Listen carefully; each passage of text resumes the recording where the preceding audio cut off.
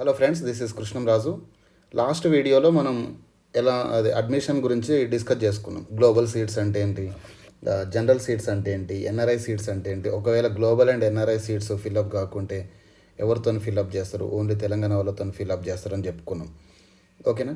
ఆ తెలంగాణతో ఫిల్అప్ చేసిన సీట్లని అన్ఫిల్డ్ గ్లోబల్ సీట్స్కి పర్ అన్నం ఫీ వచ్చేసి 1,37,000 అని కూడా చెప్పుకున్నాం. So today we are going to discuss about ranking సిస్టమా, మార్క్స్ సిస్టమా, దాని గురించి చెప్పుకున్నాము.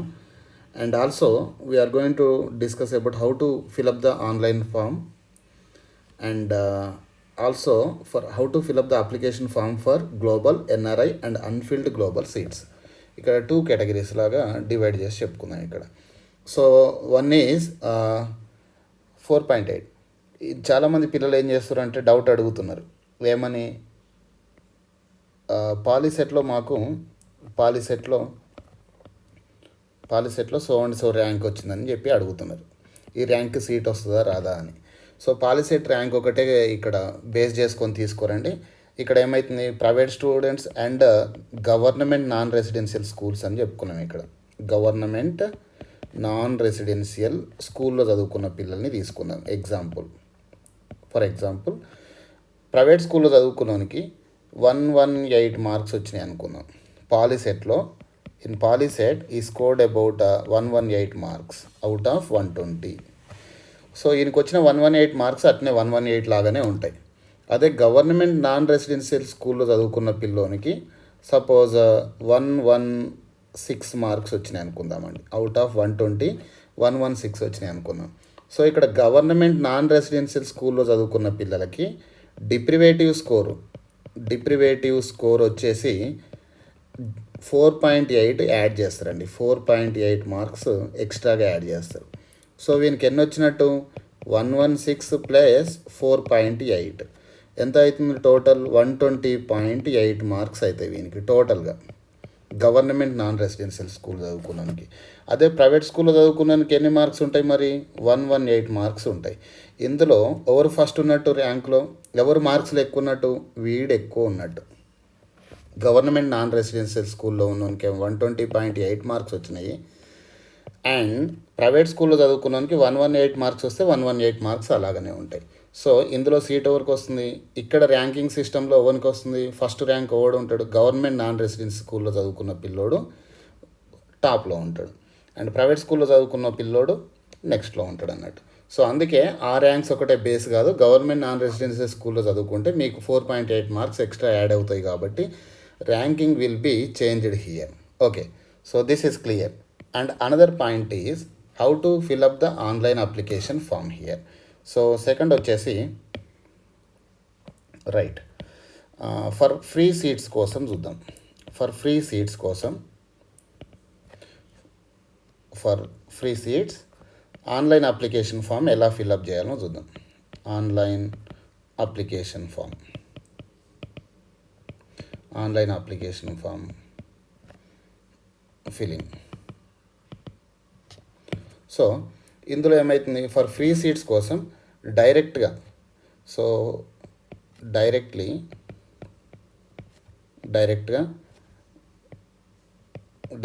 మీరు rgkt.ac.inలోకి పోగానే ఇన్లోకి వెళ్ళండి. వెళ్ళిన తర్వాత ఏమవుతుంది, డైరెక్ట్గా మీరు ఏం చేయాలంటే ఫీ కట్టాల్సిన అవసరం లేదు. ఫ్రీ సీట్స్ కోసం there is no fee payment లేదు. సో ఫీ పేమెంట్ మీద క్లిక్ చేయాల్సిన అవసరం లేదు. మీరు ఏం చేయాలి, నెక్స్ట్ డైరెక్ట్గా అప్లై అనే బటన్ ఉంటుంది. So click on apply button. So మనం ఒకటి ఇక్కడ చూద్దాం. ఇక్కడ సో సీ హియర్ నేనేం చేస్తున్నా అంటే గూగుల్లో ఏం సెర్చ్ చేస్తున్నా నేను, రైట్, గూగుల్లో నేను ఏం సెర్చ్ చేస్తున్నా అంటే ఆర్జీకేటీ బాసర్ అని సెర్చ్ చేస్తున్నా. సో ఆర్జీకేటీ బాసర్ అని సెర్చ్ చేయగానే మీకు ఇక్కడ ఆర్జీకేటీ వెబ్సైట్ వస్తుంది.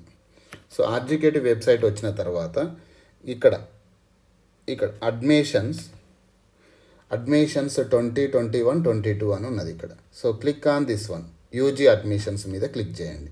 యూజీ అడ్మిషన్స్ మీద క్లిక్ చేసిన తర్వాత మీరు ఇట్లా కిందికి వెళ్తుంటే ఇక్కడ చూడండి, కిందికి వెళ్తుంటే షో పేమెంట్ అని ఉన్నది. అక్కడ ఏం చేయొద్దు మీరు. ఇక్కడ సెకండ్ అప్లికేషన్ సబ్మిషన్ అని ఉన్నది కానండి, ఇక్కడ అప్లికేషన్ సబ్మిషన్. ఈ అప్లికేషన్ సబ్మిషన్లో ఫస్ట్ ఉన్నది ఇక్కడ డీటెయిల్డ్ నోటిఫికేషన్ ఉన్నది. ఇక్కడ ఇట్ సైడ్ అప్లై అని ఉన్నది. So click on apply. Apply మీద క్లిక్ చేయండి. క్లిక్ చేసిన తర్వాత you need to enter POLYCET hall ticket number enter చేయాలి. POLYCET hall ticket number enter చేసినా పర్లేదు, 10th క్లాస్ ఆల్ టికెట్ నెంబర్ని ఎంటర్ చేసినా పర్లేదు.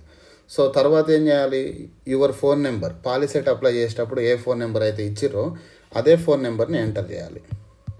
సో నేను ఒక స్టూడెంట్ది ఎంటర్ చేస్తున్నా. మీరు ఈ నెంబర్కి ఫోన్ చేయడం కానీ ఏం చేయొద్దు, ఎందుకంటే మనకు తెలిసిన స్టూడెంట్, ఇది నా నెంబర్ కాదు. సో ఇట్లా ఎంటర్ చేయాలి. సో ఎంటర్ చేసిన తర్వాత మీ డీటెయిల్స్ ఆల్రెడీ మీరు ఎగ్జామ్ రాసి ఉన్నారు కాబట్టి మీ డీటెయిల్స్ ఆల్రెడీ వస్తాయి. నేమ్ యాజ్ ఇన్ ఎస్ఎస్సిలో మీ నేమ్ ఎట్లుందో అట్నే వస్తుంది. ఆల్ టికెట్ నెంబర్ వస్తుంది, మీది డేట్ ఆఫ్ బర్త్ వస్తుంది, మీ కమ్యూనిటీ వస్తుంది. వచ్చిన తర్వాత ఇక్కడ ఏమడుతాడు సర్టిఫికేట్స్. ఇక్కడ మాత్రం ఆన్లైన్ అప్లికేషన్ సబ్మిట్ చేసేటప్పుడు మీరు కంపల్సరీ ఈ సర్టిఫికేట్స్ మీ దగ్గర ఉంచుకున్నప్పుడే మీరు వెబ్సైట్ ఓపెన్ చేయాలి. ఏమేం కావాలి, 10th క్లాస్ హాల్ టికెట్ ఎంత ఉండాలి size, 10th class hall ticket JPG ఫార్మాట్లో కానీ జేపెగ్ ఫార్మాట్లో కానీ పీడిఎఫ్ ఫార్మాట్లో కానీ ఉండాలి. Size should not exceed 600 KB. 600 KB కంటే ఎక్కువ ఉండకూడదు. సేమ్ క్యాస్ట్ సర్టిఫికేట్ కూడా అంతే, స్టడీ సర్టిఫికేట్ కూడా అంతే. ఒకవేళ మీరు స్పెషల్ కేటగిరీ అయితే స్పెషల్ కేటగిరీ సర్టిఫికేట్ కూడా అప్లోడ్ చేయాల్సి ఉంటుంది. So 10th class hall ticket నేను ఫస్ట్ అప్లోడ్ చేస్తున్నాను. ఇక్కడ SSC hall ticket.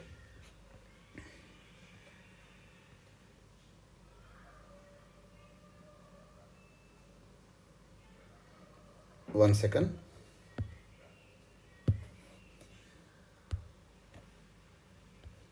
Okay,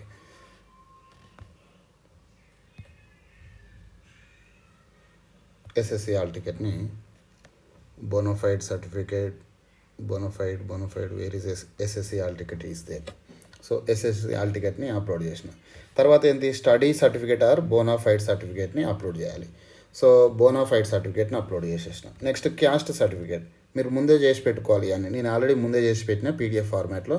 next caste certificate పెట్టేసిన. ఇక్కడ పిహెచ్ సర్టిఫికేట్ లేదు పిల్లోని కాబట్టి పిహెచ్ పెట్టిన అవసరం లేదు. Declaration, I hereby declare that all the particulars furnished in the application are true, correct to my knowledge అని ఉంటుంది ఇక్కడ. So I accept the above declaration, accept చేసేసిన. నౌ ప్రివ్యూ అప్లికేషన్ని ప్రివ్యూ చేయండి. సో ప్రివ్యూ చేస్తే ఇట్లా వచ్చేస్తుంది. So ఏమొస్తుంది, మీ నేమ్ కరెక్టా కాదా చూసుకోండి, ఆల్ టికెట్ నెంబర్ కరెక్టా కాదా చూసుకోండి, డేట్ ఆఫ్ బర్త్ కరెక్టా కాదా చూసుకోండి, కమ్యూనిటీ కరెక్టా కాదా చూసుకోండి. Then submit and print out of the application. Submit చేసేసిన నేను, అయిపోయింది. సబ్మిట్ చేసిన తర్వాత ఏం చేస్తారు, ప్రింట్ అప్లికేషన్ ఫామ్ అని అండి. ఓకేనా. So print application form print తీసుకొని మీ దగ్గర పెట్టుకోండి. సక్సెస్ఫుల్గా నేను సబ్మిట్ చేసేసిన. Okay right. సో ఈ క్యాండిడేట్ అయిపోయింది. మీరు కూడా ఈ ప్రింట్అవుట్ తీసుకొని దగ్గర పెట్టుకోండి, సరిపోతుంది. ఒకవేళ పిహెచ్ క్యాండిడేట్ అనుకోండి, పిహెచ్ కానీ క్యాప్ కోటా కానీ ఎన్సీసీ కానీ స్పోర్ట్స్ కోటా కానీ ఈ సర్టిఫికేట్ ఈ అప్లికేషన్ ఫామ్తో పాటు మీరు ఏం చేయాలి, మీ స్పెషల్ కేటగిరీ సర్టిఫికేట్ని జత చేసి ఇచ్చిన అడ్రస్కి పంపించాలి. So this is all about free seat ఉన్న వాళ్ళకి ఇది. సో నెక్స్ట్ వచ్చేసి ఫ్రీ సీట్ కాకుండా గ్లోబల్ కేటగిరీ కానీ థర్డ్ పాయింట్ వచ్చేసి for global seats, global or NRI or ఒకవేళ గ్లోబల్ అంటేనేమో మిగతా స్టేట్ వాళ్ళు, తెలంగాణ ఆంధ్రప్రదేశ్ కాకుండా మిగతా స్టేట్ వాళ్ళు. ఎన్ఆర్ఐ అంటేనే అదర్ దాన్ ఇండియన్, అంటే నిన్న చెప్పుకున్నట్టు ఎన్ఆర్ఐ డెఫినేషన్స్. సో ఎన్ఆర్ఐ వాళ్ళు కానీ 7% సీట్లు ఉంటాయి, వీళ్ళకి 5% ఉంటాయి, ఇక్కడ 2% సీట్స్ ఉంటాయి, టోటల్గా 7% సీట్స్ ఉంటాయి.